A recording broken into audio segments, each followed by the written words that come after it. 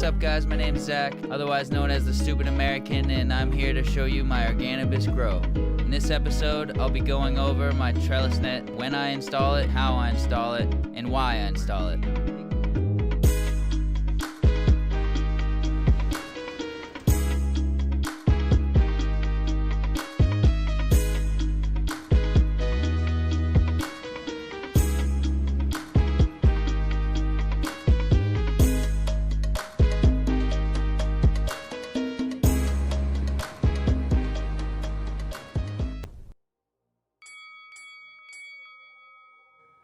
So let's get right into it. Using a trellis net indoors is essential to getting the even canopy that indoor growers rave about and to achieve the biggest yield possible with the highest quality dense tops without any of those disappointing flarf nugs. Trellis nets first even out the vegging plants, then they support flowering plants when the buds get insanely heavy, and it frees up energy to allow buds to get bigger than the indoor stems might be able to support on their own.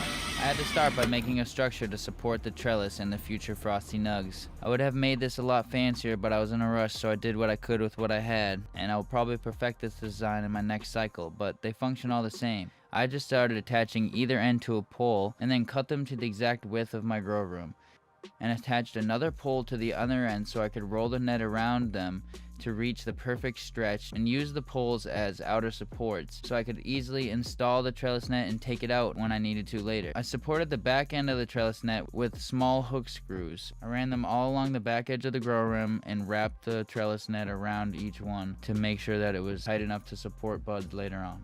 The time you want to install a trellis net is all up to your own personal preference, and it's limited to your grow room size. I install my trellis net as soon as the plants are about halfway up my room and about a week or two before I begin flowering. Knowing that the plants can nearly double in height after switching to flower, I install the net just about in the halfway point of the room. This leaves room for a second trellis net later if necessary. Do a nice heavy trim to promote growth to the top of the plant. We don't want any flarf nugs, so we're removing all this lower growth that wouldn't get enough sunlight to produce a viable nug anyway. You can see that was just one plant. Now I'm working on the Gorilla Glue. You'll see some branches I left lower. Those are going to be clones later on. I'll have a video about that soon too. This is just one part of my trimming and topping process. My trellis net functions basically as the final process in my training, so more videos will come out soon about how to get the plants up to this point and further, and my new low stress training techniques with added secrets I learned, but I figured this part deserved a video dedicated to it so that I didn't rush over this crucial step.